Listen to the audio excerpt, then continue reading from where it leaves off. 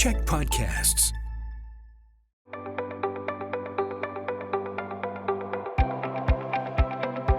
Hi, I'm Bruce Williams. I'm the CEO of the Greater Victoria Chamber of Commerce, and this is Chamber Chats, coming to you, as always, from the recording studios of one of our chamber champions, Czech Media Group. I'd like to acknowledge that I live and work in the unceded ancestral territory of the Lekwungen-speaking nations, known as the Songhees and the Esquimalt. And Chamber Chats are made possible by the support of Island Savings, a division of First West Credit Union. Pretty much every day that I go to work, I go downtown. For most of my life, I've spent time in the downtowns of whatever city or town I lived in because I love the energy of downtown. I think it represents the heart and soul of a community. And I know what you're thinking. There's some problems downtown. Well, we're going to talk about that, but we're going to remind you of all the great things that happen in places like downtown Victoria. My colleague Jeff Bray is the CEO of the DVBA, Downtown Victoria Business Association. Jeff, welcome back to Chamber Chats. Thank you for having me again, Bruce. Looking forward to it. You and I end up in a lot of conversations about what's going on downtown, so we'll talk a bit more about that. But let's do something from a perspective point of view. Tell me your perception and the difference of downtown now compared to 2019. Sure. Well, pre-pandemic, we were in a strong economic situation here in the capital region. We had, really nominal unemployment. Tourism was firing on all cylinders. The tech sector was the single biggest economic driver in our downtown. So things were kind of humming along quite well, and, shops were doing well, restaurants were doing well. We were seeing construction and residential. Then the pandemic came along and disrupted just about everything. So out of sort of recovery came a couple of interesting things. First of all, is I think this region, more than many others, really embraced the concept of shop local. And it was not just about buying local products. It was actually making sure you're going to your small and independent businesses. And for downtown, it meant people making an extra effort to go downtown and to make purposeful shopping decisions. That has continued even now. So we are seeing, really good business performance, notwithstanding some of the challenges we'll talk about. And it really is because locals have discovered all those great entrepreneurs and businesses and services and are supporting them. What's also different is that we have office workers that come downtown part-time now, or not at all. And that is certainly a gap in what our traditional downtowns were built up around. And that is something we're still dealing with now. And the reality is it's probably never going to look like it did in 2019, 2018, 2017. That this is going to be a new reality that we're going to have to navigate going forward. But I certainly think that as we are rolling into this summer, a lot of the indicators are suggesting that we are in many ways returning back to those pre-pandemic levels. But it's different shoppers, it's more purposeful shoppers, and it's more people who live in downtown and this is their neighborhood. Yeah, there's a lot of us working on different solutions for downtown to keep it vibrant, and we'll talk more about that another time. But the other thing, too, is like everybody says, oh, downtown. Well, downtown actually includes some specific districts. So let's talk about those. Yeah, we certainly are. We're one of the largest business improvement associations, well, we're the second largest in BC. So we have over 1,500 members, but they come from distinct parts of our downtown. And certainly most people recognize if you say Chinatown, people kind of know where that is. And in fact, many cities have a Chinatown. But we also have Lower Johnson or Lojo. We have lots of businesses up near the Hudson development. They like to refer themselves as the Hudson District. We've got Government Street, which is really kind of known as the tourism sector of our downtown. And we have businesses up Fort Street towards Government Street that used to be called Antique Row. Now they refer to themselves at times as Fabulous Fort, and they're looking to say, well, how else do we identify ourselves? We certainly have 17 hotels in our downtown core. And so certainly we have a lot of that tourism focused areas down by the Inner Harbor, the Empress, the Grand Pacific, the Laurel Point. And then we have the transportation hubs around Belleville Terminal. And that's really kind of our tourism hub. So there are several distinct neighborhoods, and what our businesses are increasingly looking to do is identify themselves as such so that they can talk to customers, potential customers, and distinguish their uniqueness, even though they're in part of downtown. They're quite unique and quite special. So the representation of what downtown energy is like right now. We'll talk about that a little bit more. But something that's pretty self-explanatory is the amount of foot traffic that goes through downtown. That's pretty impressive. Well, we have certainly seen, in those dark days of the early pandemic, I mean, it was basically you had to dodge the tumbleweeds coming down the middle of Douglas Street. It was a very scary time. But we have pedestrian counters throughout downtown that track 24/7 foot traffic. And what we've seen really over the last 2 years is a continuous improvement in the number of people who are coming downtown, be they tourists, workers, locals who are coming down to shop or to dine. And we're now pretty much in most of the areas back to pre-pandemic levels. And that's really quite impressive.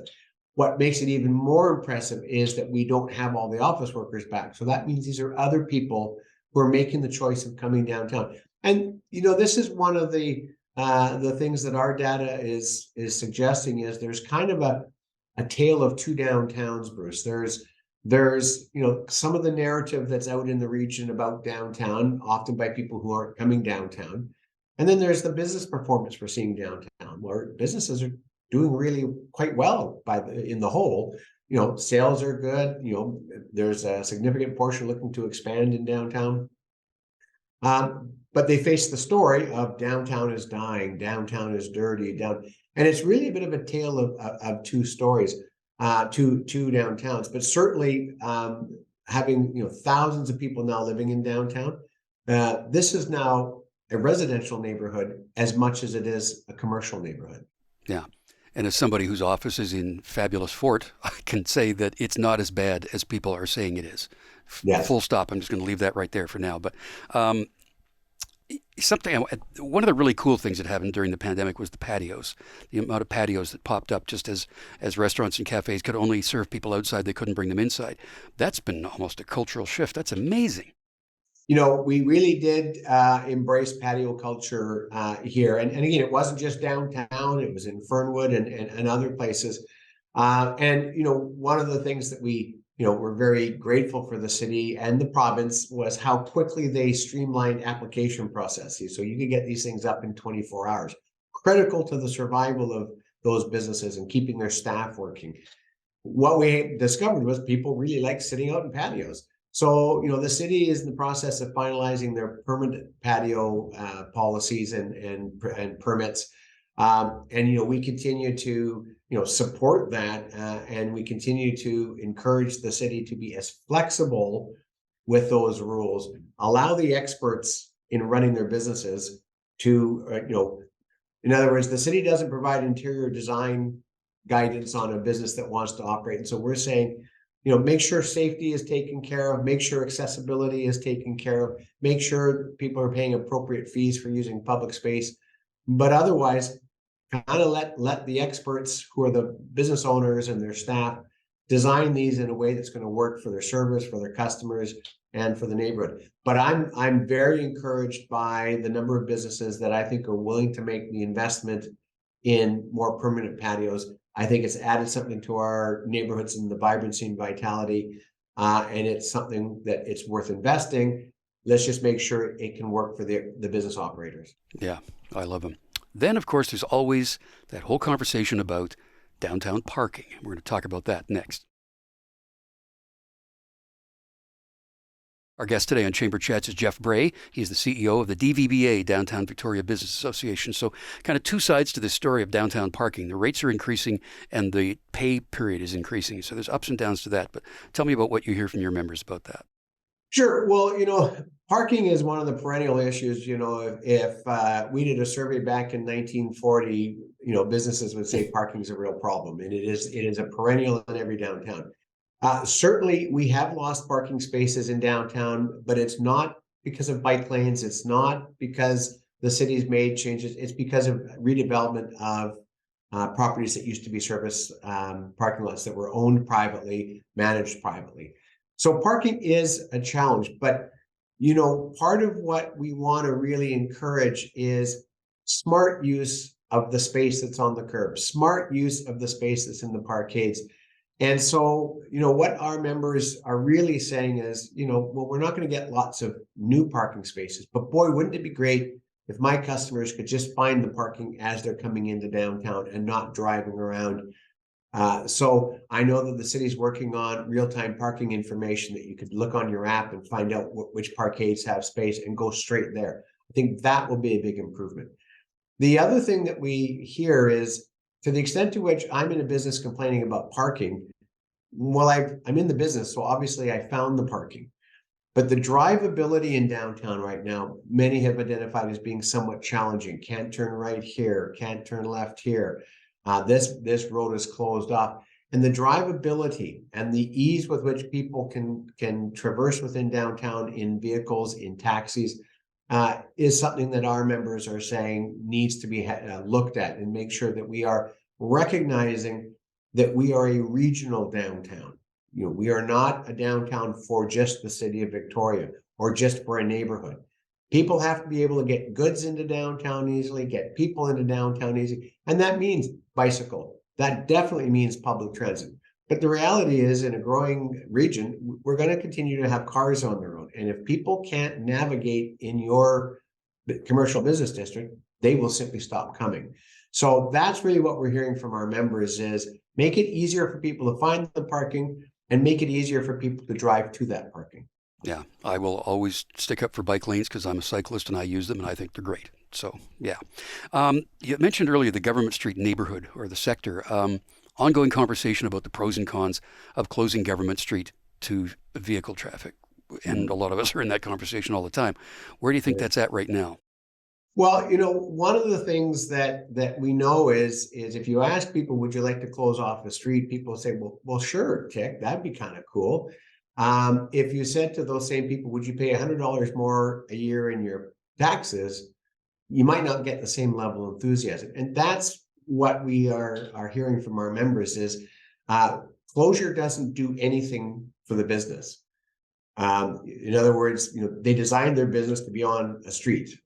So what we're hearing is it impacts the ability for them to get deliveries after 11 o'clock in the morning. In many cases, deliveries come whenever they come, so they can't get merchandise. Taxis can't get in. Cruise ship buses no longer come in. There are no longer parades on Government Street. Government Street used to be Pride Parade, used to be Santa Claus Parade, used to be Truck Parade. Well, they can't go down there anymore. So it's had some sort of impacts that have not been real positive for the businesses on that block. And what we would say is, if the idea was to have more activations because you've got this larger space, well, somebody has to do that. They don't just happen out of thin air. And in fact, we've lost some of the traditional activations there. So, we've asked the city to just reconsider, let's take a year off. Let's allow vehicular traffic to come back in, deliveries, taxis. And then let's think more purposely about what is it we're trying to achieve on that street. And are there other ways to achieve those outcomes that don't completely impact the businesses that are there, and in fact, enhance the experience for businesses, for their customers, and for their staff? So I think it's in a bit of flux. At the end of the day, the city will make its decision, but we're hoping, given all the other things that municipalities or businesses are dealing with, that maybe we can just take a break this year and allow them to operate normally. So that's hopefully what will happen. That's certainly our message to the city. Yeah, what we hear from chamber members that operate on Government Street is, in a lot of cases, people will walk down the middle of the road and they will not go left or right to take a look at what's in the windows or what's in the door of the store. Well, and our view is, we actually think, a pedestrian focus is a great focus. We're completely in support of that. But we would also suggest that, given that Government Street already has the widest sidewalks in the Capital Regional District, it's the most jaywalked street in the Western Hemisphere, that it kind of already has that the closure doesn't add to how people utilize that street, but it has some of those other impacts. And so we're really hoping that, we can get a hiatus, let the businesses operate, let the cruise shuttles come right into the middle of the commercial district there. And then let's have a longer look at what we're trying to achieve. As the city does do their Government Street refresh, because there's going to be a lot of water main work there. So there's going to be an opportunity to do all sorts of cool stuff. Let's tie in the objectives with that, rather than just putting up a planter and say you can't drive here anymore. Yeah. One of the other things we've noticed is I've never seen more people drive down the wrong way on Government Street since they started doing the time closures. Right. Yeah. The other thing that makes traversing the area kind of clunky is those trees that are in the big planters you talked about. How about we take those trees and plant them somewhere else so that the roots can flourish and grow and they can become a full-grown tree, and then replace those with something else? Well, if you imagine, I mean, lots of people love those hornbeams, but the reality is that if you were to look at Government Street in terms of those buildings and the architecture, and like, it's a stunning street from an architecture perspective. You just can't see it because those big giant trees are there. And the big cement planters that, scream 1972, they're at their end of life anyways. We've encouraged that when they do the refresh, and I know that's in the potential designs, is to put smaller deciduous trees in there, because we do have an urban canopy policy in the city, and we support that. But they're more to scale. But then imagine standing at Humboldt, looking up that street now, where you can see both sides of the street, no matter where you are, and have beautiful LED lighting along between the first and second floors. It could be one of those stunning streets that you go, wow, look at that during the day because of the architecture, and wow, look at that because of some inexpensive lighting in the evening. We could make that street pop. And most importantly, pop for locals. If locals go there, the tourists will come. We don't need to only worry about tourists. That should be a prime spot for locals. And that's really what we're encouraging. Yeah. Okay, we have to talk about the crime and violence stuff, so we will do that next. Our guest today on Chamber Chats is Jeff Bray. He's the CEO of the DVBA, Downtown Victoria Business Association. So lots of reports about crime and violence happening in the downtown area. There's no denying that it is happening. It's not happening as much as people think it's happening, but nonetheless, it is. So what are you hearing? Well, certainly it is the top issue for our members, and whether it is because they have, they're in areas where there's some encampments, and so it's literally in front of their business morning, noon, and night. There is certainly a small group of prolific repeat offenders who are doing a lot of the window smashes, smash and grabs, the shoplifting, and open drug use. The fact that if I were to walk down the street with a beer, somebody's going to enforce the laws with me, but someone sitting in front of your business smoking a meth pipe, we kind of ignore. So it is an issue that our members have said action needs to be taken. They're not saying we can police our way out of this. Our members and the broader community understand the complexity of many of these issues, with mental health and addictions really being at the core of it. What our members are saying is, first of all, can we please have an honest conversation about the fact that what we're doing as a society is not working. It's not working for us as businesses, not working for our staff, not working for our customers. But equally, it's not working for the individuals who are struggling and barely surviving or not surviving on our streets. The second thing is they're really looking to the city to help with public safety, because that's their responsibility. And they're really looking at the province to get on with complex care, proper housing, involuntary care if that's necessary, confinement and prosecution of repeat offenders. They're really looking to those senior levels of government to do that. But in the meantime, they are dealing in some cases with a lot of fatigue. And, if you look at the board of directors of a lot of our social service agencies, you will see the small business owners on those boards. If you ever look at any silent raffle, you will see gifts from these businesses to support the social services, but they're getting tired and they're feeling like their voice hasn't been heard. So it is an issue. It is multifaceted, but what our members are saying is enough is enough. We need action now, and we need the concern and the compassion of the broader community to include us and not exclude us. There's been a lot of conversation about the repeat offenders hubs that have popped up across the province that need to be backed up with a change in the bail regulations. But I had a meeting yesterday with a really smart guy who's a lawyer who said, why don't we just fix the people instead? Why can't we provide them with housing and take care of their mental health, which would mean that the addictions are no longer manifesting on the street? That's kind of a smart solution.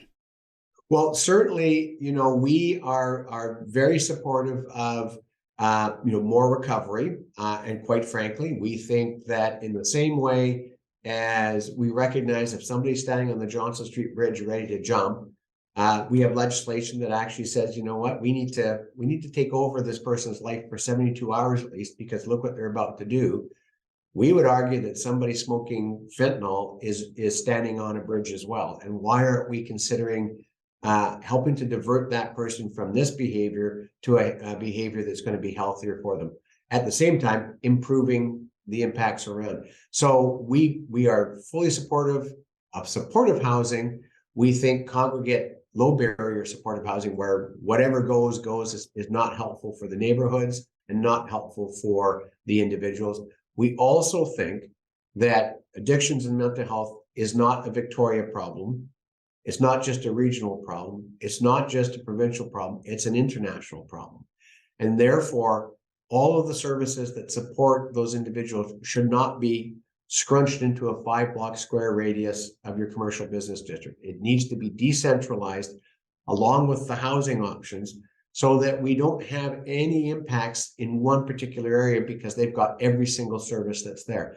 That's not an easy thing to do, but we feel that, you know, downtown Victoria has done its share for Victoria and, quite frankly, for every other municipality. And it's time for us to decentralize those services. They're still needed, they're still valuable, but we need to decentralize them so that as we house people and as people get healthier, we just don't have another wave that comes in and fills in right after they've left. So that's certainly something our members are really saying. We can't have all these services, you know, on 3 square blocks, 5 square blocks. Jeff Bray, CEO of the DVBA, Downtown Victoria Business Association. Thanks for your time and your insight and for all you're doing as always. Well, thanks very much. And as always, you know, we really enjoy our collaboration with the Chamber, your board members. So thank you for all you do as well. Thank you. I want to end this on a high note because there's this really cool video about downtown.